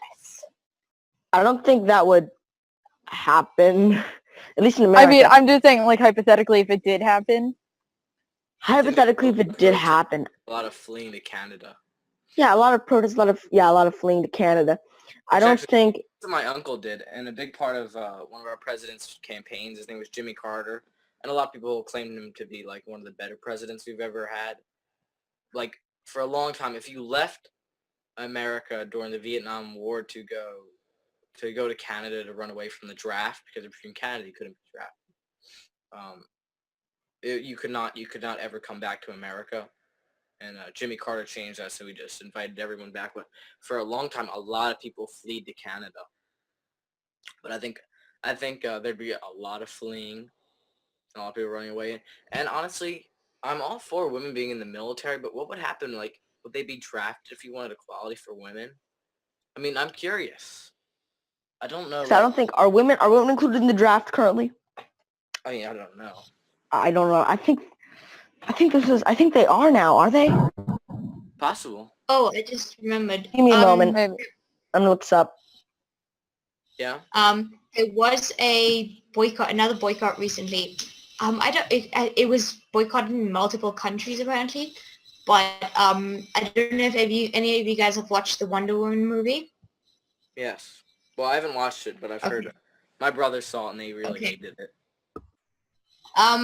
The movie itself wasn't like exceptionally great, but the whole deal was it was very female, and the director herself was female, and at first everyone was like, okay, this is great, and it turns out the lead actress, the one who plays Wonder Woman, Gal Gadot, apparently, is Israeli.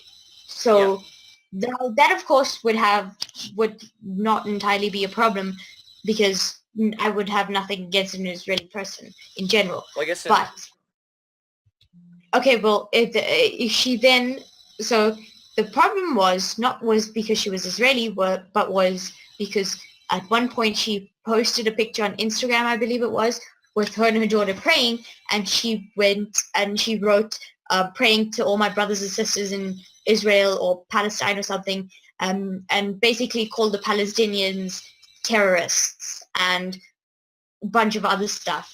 And obviously that's complete nonsense, because it's kind of the opposite way around. So this was the whole rage, and a couple of countries banned the movie and refused to show it in their theaters. Like, for instance, I have friends and stuff, and we kind of boycotted the movie, if you want to call it. We didn't go watch it in cinemas. Like, of course, how my one aunt was like, yeah, sure, you want to watch it, why don't you like pirate it off some site? I'm perfectly fine with that. So that was the big deal. Not that she was Israeli, but because she supported what Israel was doing. And then there was something about when you're born Israeli, you have to serve a certain amount of time in the Israeli force. And then I'm pretty sure this might have been just like pure speculation and theories and stuff, but like, which it probably is, but there was something about her being in the Israeli army at the same time some bomb was put off. So of course the Israeli army is huge. Israel itself is ginormous, but you know, people like to kind of link things. But I found that extremely sad. And then recently she hosted Saturday Night Live, and for the first time it was broadcasted in Israel. So I just don't. I just find it nice that people actually realize that certain people realize that she was Israeli, and that her praying for her brothers and sisters in Israel against the so-called Palestinian terrorists was not exactly the greatest thing, and that some countries went and banned it. So I don't know how accurate this is, but I did just look it up, and women do not have to register for the draft. All men at the age of 18 do have to register for the draft at the current moment in time, for the U.S. of course. And yeah, so I'm pretty sure, yeah, that's what it is. I'm curious. I don't know too much about the Israel thing in Palestine. I mean, my dad did live in Israel for a few years, but I mean, I've heard like people say there's pretty evil stuff about both sides. Honestly, so I don't really know what to make of it.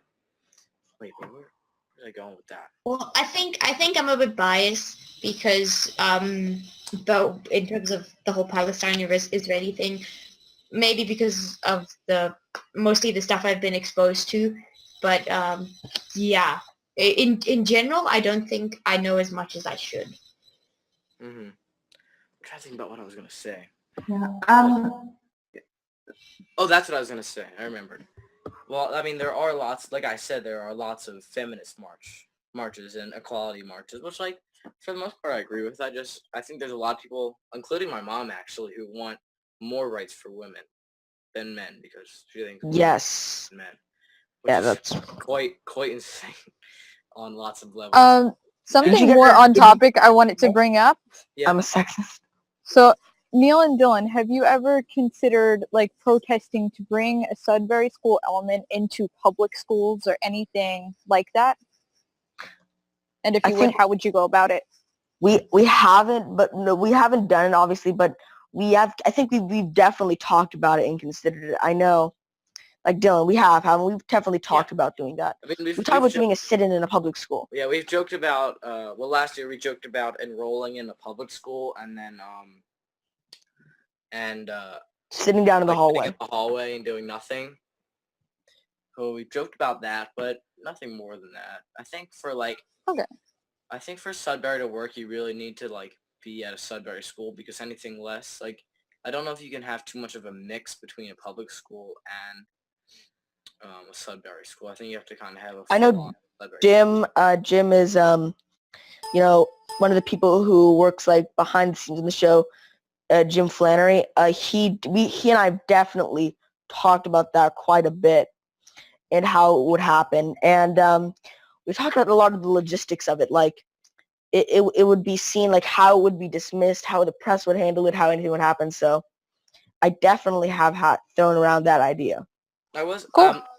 actually though about the women's marches though, because it seems like a lot of people, or I mean everyone, like we've talked about before, want equality for everyone, and it sometimes it doesn't make much sense to sometimes it doesn't make much sense to me, because it seems like in a lot of Arab countries, women are almost treated like slaves, and a lot of people are pro-Islam, and I get that. Like a lot of people who are Muslims just want to have a family and raise them in a good environment and have a good culture around them, and I get that, and I think that's almost for every religion, and also for every religion, I think they have some really crazy stuff they believe.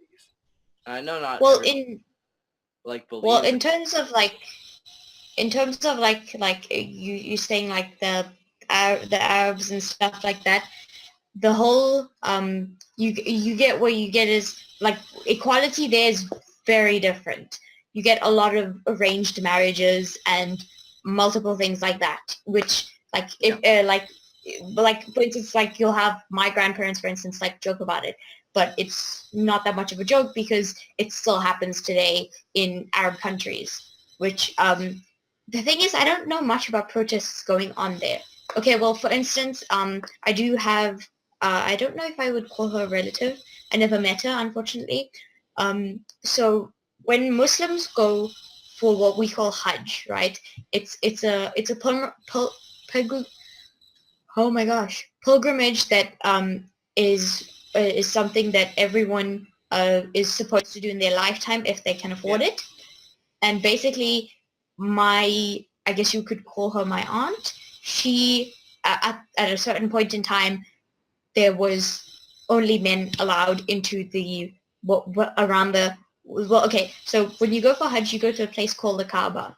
So the Kaaba is a big building, and this, so you have to perform things like going around it so many times, and then that's when you pray, that's kind of the direction you face. So no matter where you are in the world, you face in that direction. So like, for instance, in certain countries, you'll get a general direction in which everyone faces.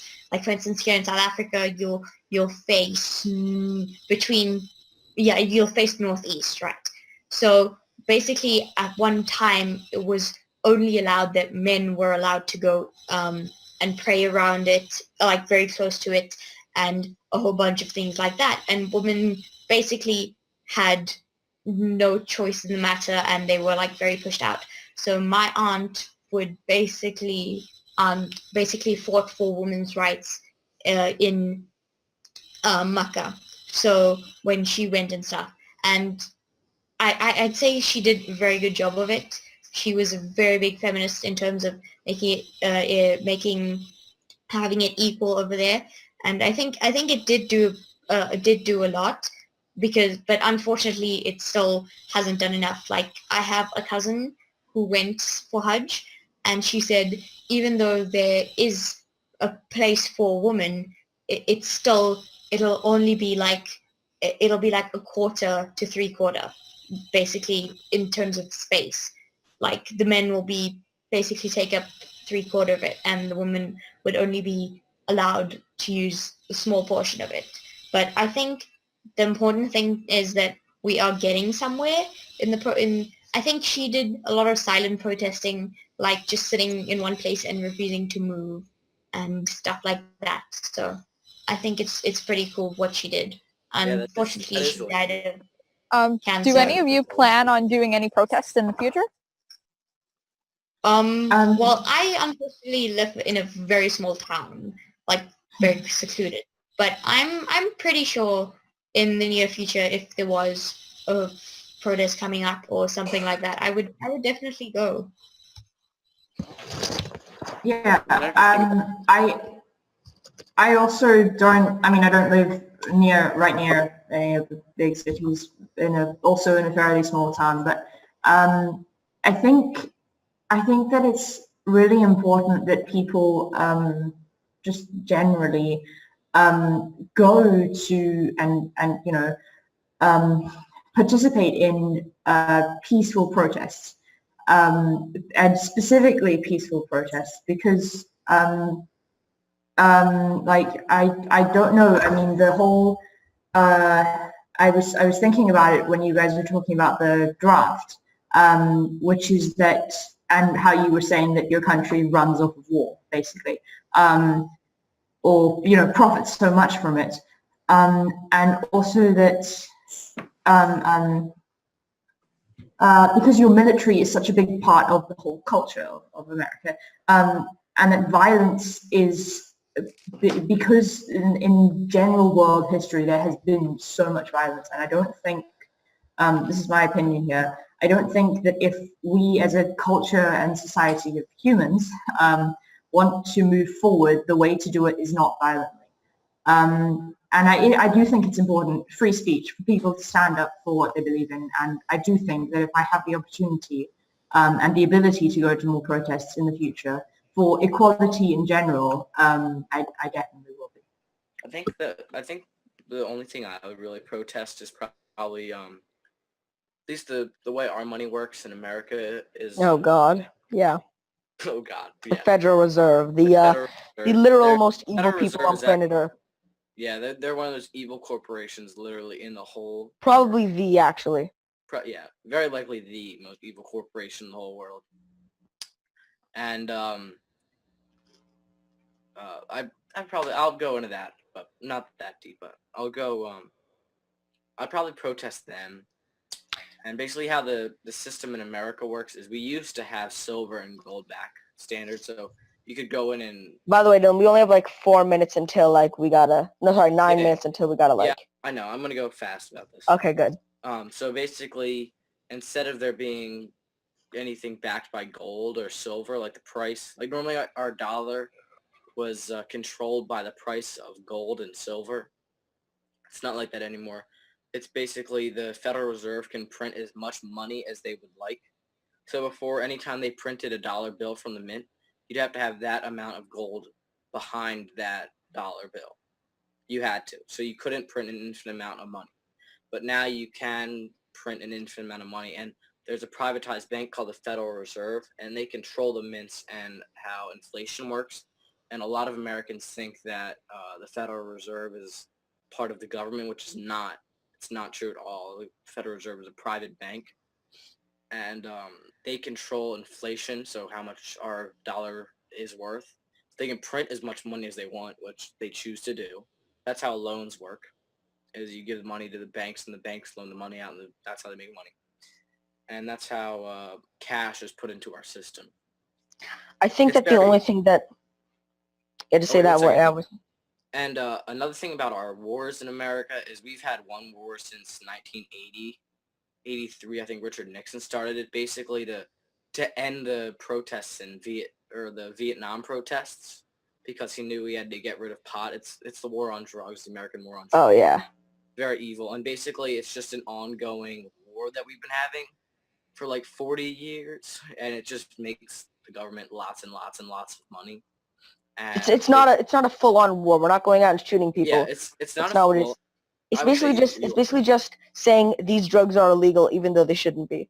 mainly just Yeah, it's marijuana. quite insane, and it's basically a way for America to make money, and it's kind of crashing now because marijuana is the main drug that people are going after in the war on drugs, and marijuana is legal. Not every state, but It's to starting some to become extent, legal. it's legal in over 30 states, and so it's kind of destroying that, which is thumbs up. It's really cool. But that was what I was going to say about the wars in America. So for me with protests, I think the only thing that I would like, so the thing is I'm also out in like the middle of nowhere. I'm not near that, although I am like only like 45 minutes away from, or sorry, an hour away from Philadelphia. I am like 2.5 hours away from New York City. So if it was something that I like really cared about, I would go to the protest. Like probably the biggest thing would just be the Federal Reserve, because evil pieces of freaking crap. Or other things that I like. But I think quickly to touch on the military-industrial complex.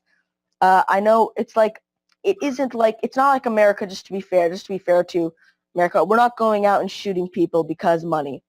That's Say that. we're not all Dylan. It's not like we're just going. Yeah, let's go to closing It's statement. not that No, insane. But a little it is bit. not that insane. We do have, and America's like, we do have like a lot of things, like we still have the whole thing. And just a really quick thing on the Federal Reserve. If you really want to research the Federal Reserve, it's like just look up the death of the American dream on YouTube. It's like a cartoon. It's like an hour long. It's really great. It's not. It's probably 20 minutes. It's really 20 minutes. Sorry, 20 minutes. I meant 20 minutes. But the death of the American dream, really great. But I think it's so. I think that. But I think that really the thing with protests. I'm also going to use this as my closing statement as well. I think that protests are really just. They're overall a really good thing, but the best thing is the internet. The internet is the best. What are we doing right now? We're using the internet to express our opinions. So I think the internet is the best thing, and one of the best things in we have at our disposal is free speech, and that's why I love the First Amendment, free speech, boom in America. First Amendment for the Constitution is the right to free speech, and that's awesome. So be sure to exercise your free speech, because people before you didn't have it, and that's what a lot of people have died for free speech, and it's awesome. And the best thing about free speech is that people have also used their we didn't just fight for the way to use free speech. We fought for the right to not use it as well. So do whatever you want, basically. All right, that's my closing statement. Okay, I guess I'll go next. I'd say my closing statement would be protesting is a good thing if it's something that you believe in, if it's something that kind of logically makes sense. And I'd say if you can protest, do it peacefully. Don't resort to violence, because violence really should be an extremely last resort. But protesting in general is a very good thing, and you should do it if you're protesting for something you really believe in, because if you're not going to give your opinion, and if you're not going to say anything about something that's being either something that someone's doing wrong or something like that, no one's going to know, and then they're going to continue doing it. So yeah, protest and express your free speech. Yeah, I guess I'll go next. My closing statement, I would say, to be a broken record, is I think free speech is the most important aspect of a free thinking democracy. I think protesting is an enormous part of that. 2 minutes left. What? I was saying 2 minutes left. Oh yeah. I think it's very, very, very important that we have protests, and I think it's great that everybody gets to speak their minds. That's my closing statement. I think protests are very important. It is good not to do violent ones, obviously, because you don't hurt anyone. It should just be peaceful. Free speech is good, and I don't have too much more. My closing statement would be protests are a good thing, and if you're helping other people and people around you in something you believe in, that's great, and it's bringing people together. I don't believe violent protests are helpful and peaceful protests are great, and do it if you believe in it. Yeah, I agree. I think that it's important to free speech, to express your opinion and to listen to other people, and source your information from different places. Protests are great. I think it's important to stand up for what you believe in.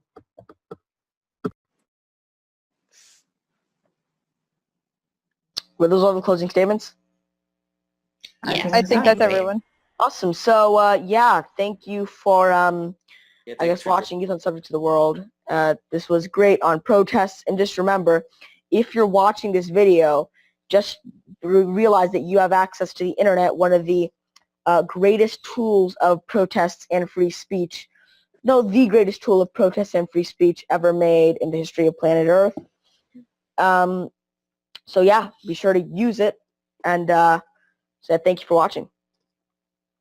Bye. Bye. Bye. Bye. If we want to change the world, we must first change the media. Mainstream media exists for the purposes of indoctrination and manipulation of public perception. The world of free and independent media is growing, and with the upsurge in information now available in the public domain, it has never been easier to access free and independent media. The exploration of this information resulted in an experimental project which would provide a fully supported space for researchers, whistleblowers, and seekers of all kinds to express themselves and educate the world. On the 1st of January 2015, Conscious Consumer Network was launched to the world. Nobody thought we would make it this far, but CCN is the longest running free and independent media network of its kind. CCN is a unique collaboration of hearts and souls, bringing you information from different perspectives to educate and inform. Since we started CCN, we have had only one desire: the pursuit of a free, fair, just, sustainable world, and this has not changed. Having overcome many challenges over the last 2 years, CCN is here to stay, and we've got great things lined up for 2017. Help keep CCN on the air by supporting the 2017 Network Support Fund.